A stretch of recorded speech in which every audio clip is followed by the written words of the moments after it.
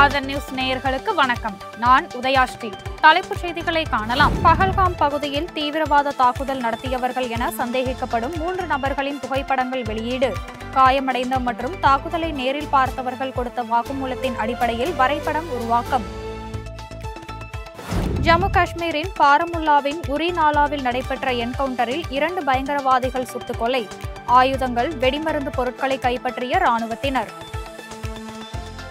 பஹல்காமில் பயங்கரவாத தாக்குதலில் பலியானோர் குடும்பத்துக்கு தலா 10 லட்சம் ரூபாய் நிவாரணம். காஷ்மீர் முதலமைச்சர் ஓமர் அப்துல்லா அறிவிப்பு. காஷ்மீர் தாக்குதல் விவகாரத்திற்கு பொறுப்பேற்று உள்துறை அமைச்சர் பதவியிலிருந்து அமித்ஷா விலக வேண்டும். ஜம்மு காஷ்மீர் விவகாரத்தில் பாஜக அரசின் நடவடிக்கையால் ஏற்பட்ட விளைவு என விசிக தலைவர் திருமாவளவன் விமர்சனம்.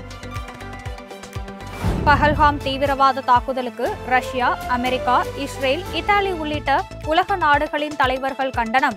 பயங்கரவாதத்திற்கு எதிரான போரில் இந்தியாவுக்கு துணை நிற்போம் என உறுதி. காஷ்மீர் பயங்கரவாத தாக்குதலுக்கு பாகிஸ்தானுக்கும் எந்தவித தொடர்பும் இல்லை. இந்தியாவில் நிலவும் புரட்சிகள், பிரிவினைவாதம், அடக்குமுறை உள்ளிட்டவை காரணம் என அந்நாட்டு பாதுகாப்புத்துறை அமைச்சர் கவாஜா விளக்கம். தீவிரவாதம் என்பது கோழைகளின் போர்முறை. பூக்களின் மீது தொடுக்கப்படும் வன்முறை. இந்திய அரசின் துப்பாக்கிகள் தூக்கம் களைய வேண்டும். இனி இது நடக்காதபடி அடக்க வேண்டும் என கவிஞர் வைரமுத்து எக்ஸ் தள பதிவு. தமிழ்நாட்டில் இந்த ஆண்டு 57 மாணவர்கள் UPSC தேர்வில் தேர்ச்சி பெற்றுள்ளனர். 50 மாணவர்கள் நான் முதல்வன் திட்டத்தின் மூலம் ஊக்கத்தொகை பெற்றவர்கள் என சட்டப்பேரவையில் துணை முதல்வர் உதயநிதி பெருமிதம். சென்னை விமான நிலையம் கிளாம்பாக்கம் இடையே மெட்ரோ ரயில் திட்டத்திற்கு தமிழக அரசு அனுமதி. திட்ட அறிக்கையை தயார் செய்து மத்திய அரசுக்கு அனுப்பி வைக்க உத்தரவு.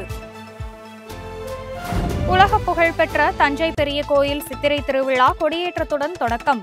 விழாவின் முக்கிய நிகழ்வாக அடுத்த மாதம் 7ஆம் தேதி நடைபெறுகிறது தேரோட்டம். ஓசூர் அருகே ஊருக்குள் புகுந்து நெற்பயிர்களை சேதப்படுத்திய காட்டு யானைகள். பட்டாசு வெடித்து வனப்பகுதிக்கு விரட்டியடித்த வனத்துறையினர்.